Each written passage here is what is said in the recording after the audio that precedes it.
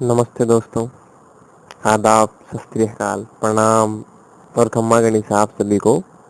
मैं जितेंद्र सिंह, आपका math teacher. हमारी श्रृंखला चल रही थी रिलेशन एंड फंक्शन पे गणित की, तो हम इसको आगे बढ़ाते हैं। देखो स्टूडेंट्स, आज हम सिर्फ दो ही टॉपिक पढ़ेंगे। एक तो पढ़ेंगे फलन क्या है, व्हाट इज द फंक्शन। दूसरा पढ़ेंगे टाइप्स ऑफ फंक्शन। मैंने आज दो ही टॉपिक इसलिए लिए हैं क्योंकि मैं नहीं चाहता कि हम इसमें कोई भी कोताही बरतें फंक्शन के बारे में पढ़ने में, क्योंकि फंक्शन आपके लिए बहुत इंपॉर्टेंट चीज़ है। हम आगे जाके जब इंटीग्रेशन डिफरेंशिएशन में जाएंगे तो हमें फंक्शन के बारे में और लिमिट्स पढ़ेंगे, तो फंक्शन के बारे में बहुत सारे ज्ञान होना ज़रूरी है।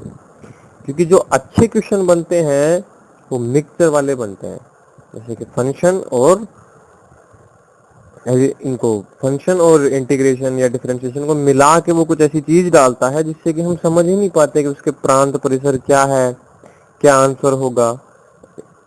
तो उस हिसाब से हम आज पढ़ेंगे। तो आइए सबसे पहले हम जानते हैं फंक्शन क्या है, व्हाट इज फंक्शन। देखिए स्टूडेंट्स, फंक्शन के लिए हमें थोड़ी पहले वाली बातें जो हमने पढ़ रखी हैं वो ध्यान रखनी होंगी। फंक्शन ये है, परिभाषा सुनिएगा, डेफिनेशन सुनिएगा कि फंक्शन क्या है। ए से बी में कोई संबंध, ए से बी में कोई संबंध फलन कहलाता है। परिभाषा ध्यान से सुनिएगा, ए से बी में कोई संबंध फलन कहलाता है यदि ए का यदि और केवल यदि, ध्यान से सुनिएगा, ए से बी में कोई अवयव हो, कोई संबंध फलन कहलाता है यदि और केवल यदि ए के अवयवों का संबंध बी के अद्वितीय अवयव से संबंध हो। ए के अवयवों का संबंध बी के अद्वितीय अवयव से संबंध हो। मतलब समझे नहीं आप, मैं समझ गया। ये अद्वितीय क्या है संबंध, तो मैंने बता ही दिया क्या था, ए और बी का उपसमुच्चयी संबंध होता है, मैंने बताया था आपको। पर इसको दोबारा समझिएगा एक बार। मैं ये कहना चाह रहा हूं कि ए के अंदर जितने अवयव हैं उनका संबंध बी के अवयव से होना चाहिए। ए के तो प्रत्येक अवयव का, ए के कैसे अवयव का, प्रत्येक अवयव का, और बी के केवल एक से होना चाहिए। मतलब ऐसे ध्यान देना, मैं आपको ग्राफिकली समझाता हूं, आपको ग्राफ से इधर समझ में आ जाएगा बेटा, ध्यान दीजिएगा।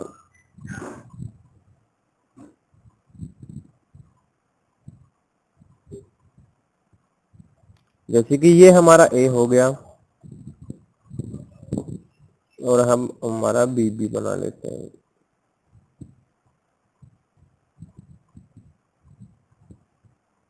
ये हमारा बी हो गया। मैं इधर लिख देता हूं, ये तो ए है, ये बी है, ए और बी।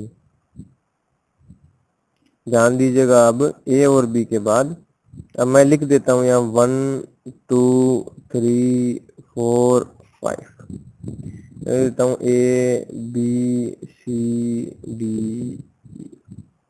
मैंने कहा ए के प्रत्येक अवयव को आना है, तो ए का प्रत्येक अवयव इससे शादी करेगा। सीधी बात देखना, ए का कोई भी कमारा नहीं रहेगा, चाहे से बी का कमारा रहे या ना रहे, हमें उससे कोई फर्क नहीं पड़ता। बी से ए का कोई भी कमारा नहीं रहना चाहिए। ध्यान दीजिएगा कैसे, जैसे कि मैंने कहा एक का संबंध है ए से, दो का संबंध है बी से, तीन का संबंध है सी से, चार का संबंध है डी से, पांच का संबंध है ई से। तो ए के प्रत्येक अवयव का बी के एक ही अवयव से हुआ है ना, मतलब अद्वितीय अवयव के, एक का ए से ही है, दो का बी से ही है, तीन का सी से ही है। तो बेटा ये संबंध ये फलन कहलाएगा, इसे फंक्शन बोलेंगे हम। इंग्लिश वालों के लिए बोल रहे हैं तो आप भी ध्यान दीजिएगा कि ए टू बी में एक relation in A to B is said to be function that element of A is relate with only and only one element of B। अब एक बात और ध्यान दीजिएगा, आपको ये नॉर्मली मैंने बताया, पर इसके अलावा भी फंक्शन, ये तो फंक्शन है ही है, ये ए से बी में फलन है। अब हम ध्यान देंगे कि अब मान लीजिए ऐसा ना हो कि यहाँ ये A B C D E तो हो और ये रिलेशन नहीं है ऐसा कुछ, तो मान लो कर देता हूँ। अब देखिएगा मैं यहाँ लिख देता हूँ ए बी सी डी। अब मैंने यहाँ 4 ही लिखे हैं। अब मैं रिलेशन बना रहा हूँ, ध्यान देना। 1 का ए से, 2 का बी से, 3 का सी से, 4 का डी से। अब मैं कर रहा हूँ 5 का बी से। क्या ये भी फंक्शन होगा? अब देखो ए के सब की शादी हुई है नहीं हुई है? हुई है सर। ए के सब की शादी हुई है नहीं हुई है? हुई है सर। क्या बी के केवल ए के अवयव से हुई है? क्या ए का संबंध किससे है? 1 से। 2 का किससे है? बी से। 3 का किससे है? सी से।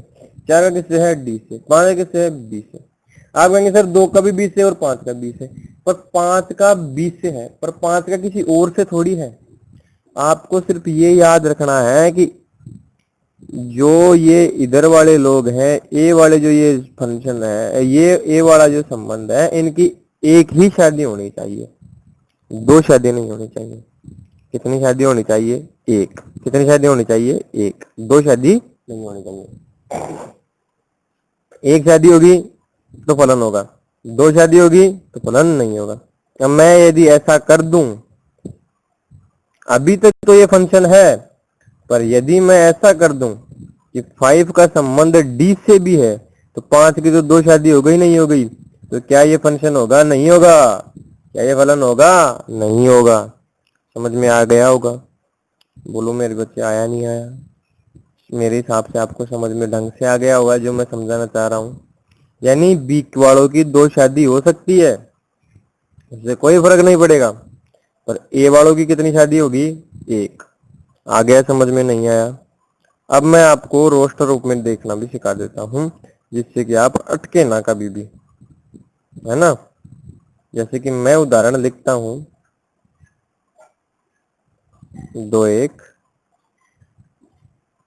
3 2 4 5 3 6। क्या ये फलन है? तो मैंने आपको कहा था, संबंध जब हमने पढ़ा था तो कहा था पहले वाला ए में से आएगा और दूसरे वाला बी में से आएगा। यही तो पढ़ा था हमने। अब ध्यान देना, ए वालों की कहीं 2 शादी हुई है क्या? 2 की 1 से हुई है, 3 की 2 से हुई है, 4 की 5 से और 3 की 6 से। यानी 3 ने शादी 2 से भी कर ली और किससे कर ली? 6 से भी कर ली।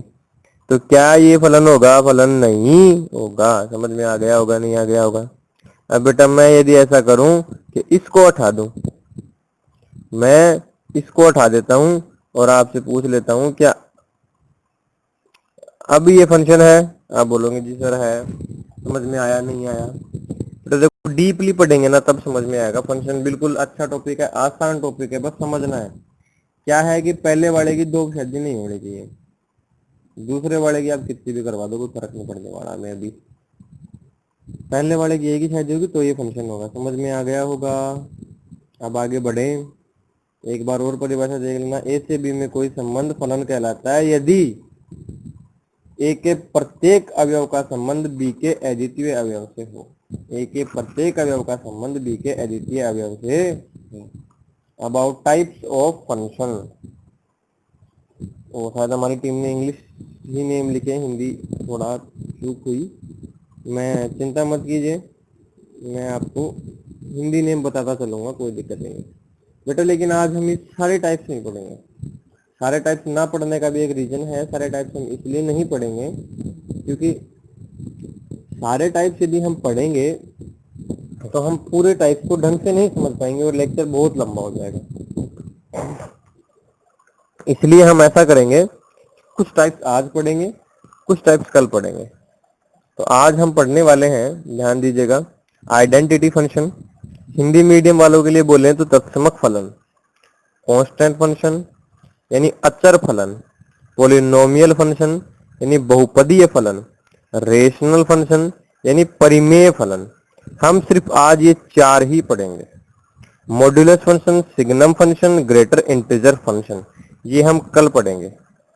हाँ, अब ध्यान दीजिएगा, इन चार को हम पढ़ेंगे तो इन चार को बड़ी गहनता से पढ़ेंगे, ढंग से पढ़ेंगे कि जो हमें इन चार में कोई भी गलती हमारी ना हो।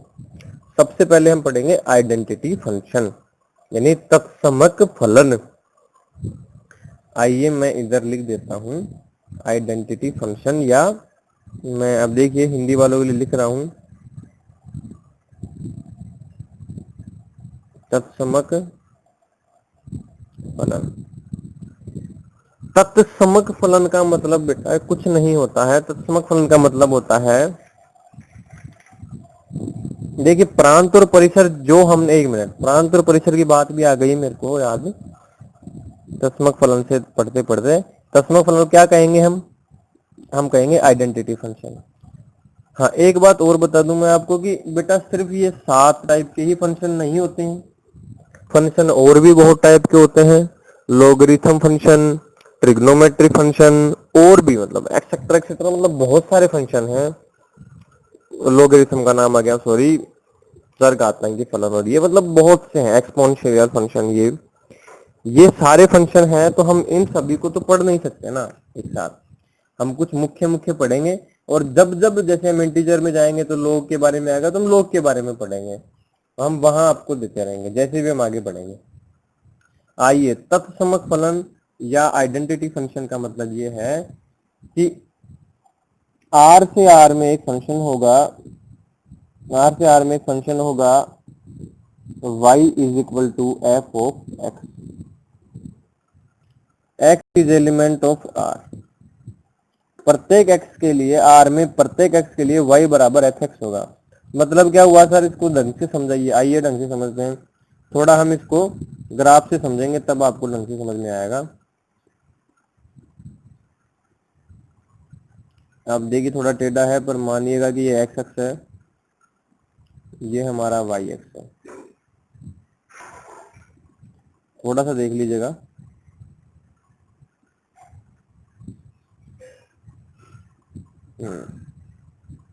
ये एक्स एक्स है, ये वाई एक्स है, ये हमारा मूल बिंदु, ये हमारा मूल बिंदु है।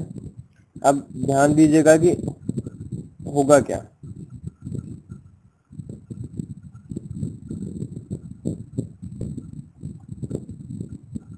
हाँ, जो y बराबर एफ एक्स है, मतलब मैं यहाँ लिख रहा हूँ y is equal to f x है, इसका ग्राफ बेटा ऐसे बनेगा, यानी मूल बिंदु से, सॉरी, मूल बिंदु से होके जाएगा।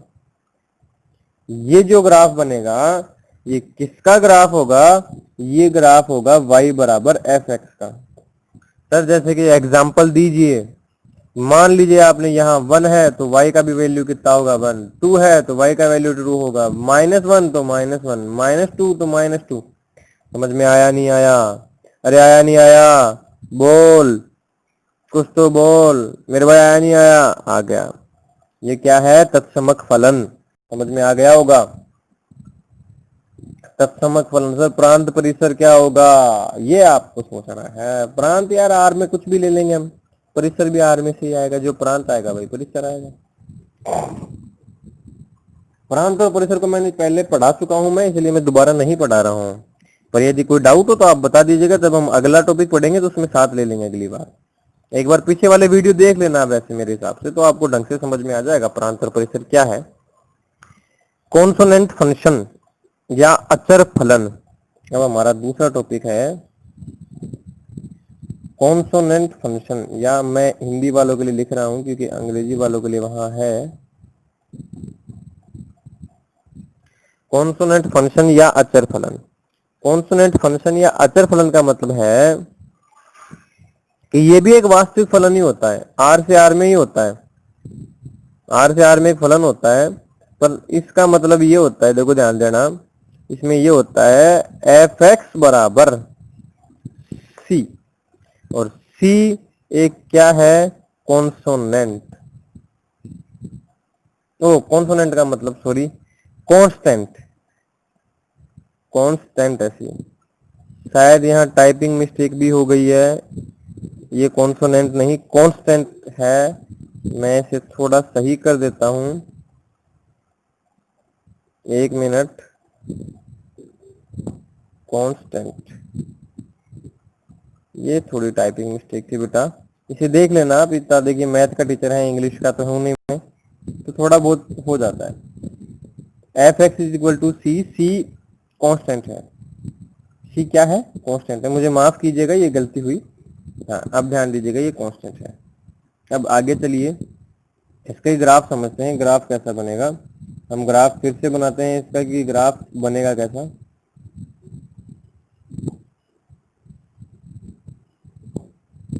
ये हमारा एक्स अक्ष है, ये हमारा वाई अक्ष है, और हमें ग्राफ बनाना किसका है? हमें ग्राफ बनाना है, सॉरी, एफ एक्स बराबर सी का, यानी हम एक्स का कुछ भी वैल्यू पुट करेंगे, वाई का वैल्यू कितना आएगा? सी, यानी फंक्शन का वैल्यू कितना आएगा? सी। तो देखिएगा ग्राफ ऐसे कुछ हमें ग्राफ मिलेगा।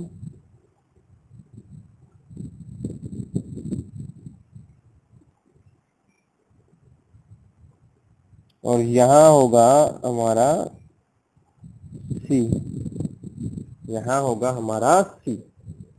मतलब ये जो ग्राफ होगा वो एक्स अक्ष के समांतर होगा। समझ में आया नहीं आया? एक्स अक्ष के पैरेलल होगा ये ग्राफ। समझ में आ गया होगा मेरे हिसाब से।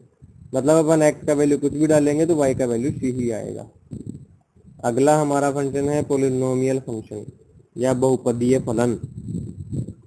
ये भी एक वास्तविक फलन ही है बेटे, पोलिनोमियल फंक्शन। मैं यहाँ लिख देता हूँ बहुपदीय फलन। बहुपदीय फलन ये भी हमारा क्या है? वास्तविक फलन ही है। आर से आर में ही परिभाषित होता है, प्रांत आर ही होता है। तो सर ये होता क्या है, हमें कुछ बताइए।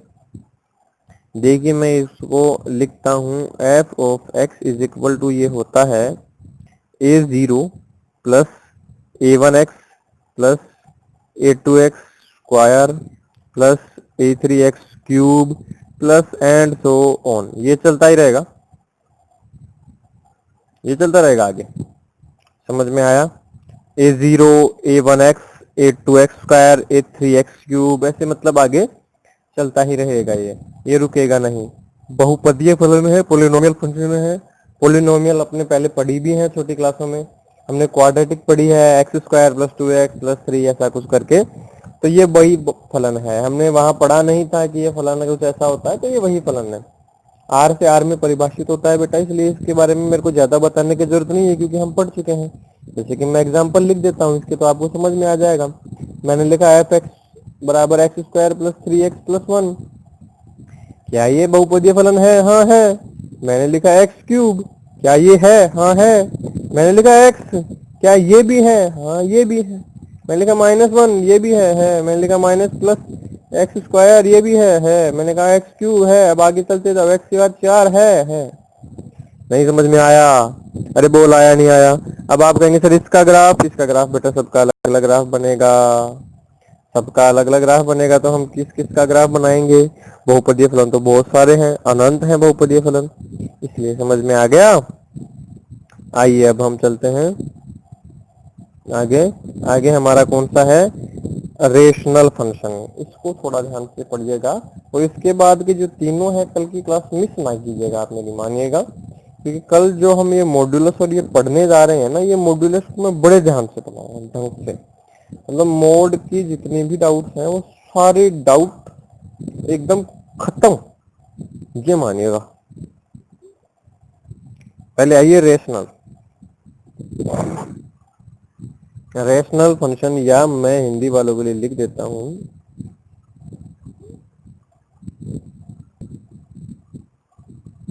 परिमेय फलन। परिमेय फलन, परिमेय फलन क्या होता है? ये भी वास्तविक फलन ही है। आर से आर में फलन, ये वास्तविक फलन ही है। इसमें ध्यान दीजिएगा, इसमें कुछ ऐसा है कि दो फंक्शन होते हैं, एक fx और एक gx,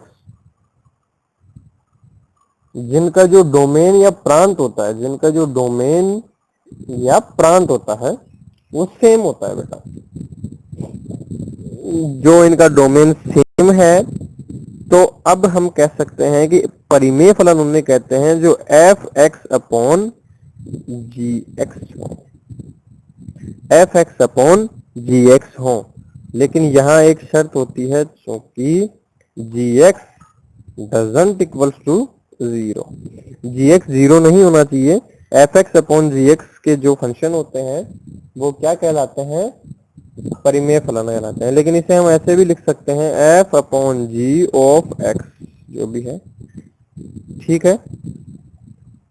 ये आपको समझ में आ गया होगा। जैसे कि मैं कुछ फलन लिख देता हूँ, x square minus 3x plus 1 upon 4 minus x. ये हमारा पॉलिनोमियल नहीं है, ये हमारा रैशनल फंक्शन। कौन सा फंक्शन है, रैशनल फंक्शन है, पॉलिनोमियल नहीं है। यानी fx भी एक पॉलिनोमियल होगा, gx भी एक पॉलिनोमियल होगा, और जब इनको हम अनुपात या बटे में ले आएंगे, भाग में ले आएंगे, डिवाइड कर देंगे, तो ये क्या बन जाएगा, रैशनल फंक्शन बन जाएगा। समझ में आ गया होगा आप सभी को। इसके भी ग्राफ बेटा अलग अलग है। मैंने लिखा 1 अपॉन एक्स, 1 तो कांस्टेंट है, फिर भी ये क्या है, ये क्या है, ये है रैशनल। समझ में आ गया होगा। आज के लिए बेटा हम इतना ही पढ़ेंगे। आज हमने क्या क्या पढ़ा, व्हाट इज फंक्शन और टाइप्स ऑफ फंक्शन पढ़ा, और हमने ये पढ़ा कि मॉड्यूलस फंक्शन, सिग्नम फंक्शन और ग्रेटर देन इंटीजर फंक्शन को छोड़ के बाकी जितने भी ये चाह रहे हैं इन सबको पढ़ लिया है हमने। तो अब कल की क्लास में हम ये बाकी की चीजें पूरी करेंगे। इसलिए मैं आप लोगों को कहना चाहूँगा कि आप लोग बड़े ध्यान से पढ़ें और लगे रहें। देखिए लॉकडाउन है, शायद आगे बढ़ सकता है।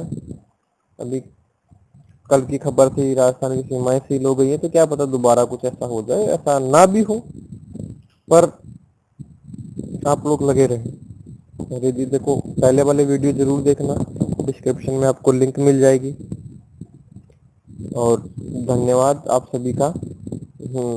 अच्छा लगे तो आप लाइक कर देना, जिससे मैं भी मोटिवेट हो जाऊं थोड़ा। शेयर भी कर देना, इसको लोगों तक पहुंचा देना, जिससे और भी लोग सीख सकें आपके साथ साथ। सब्सक्राइब तो आप कर ही रहे होंगे, ठीक है। धन्यवाद। మీకు ఈ వీడియో నచ్చినట్లయితే లైక్ చేయండి, షేర్ చేయండి, సబ్స్క్రైబ్ చేయండి. రెగ్యులర్ నోటిఫికేషన్స్ కోసం బెల్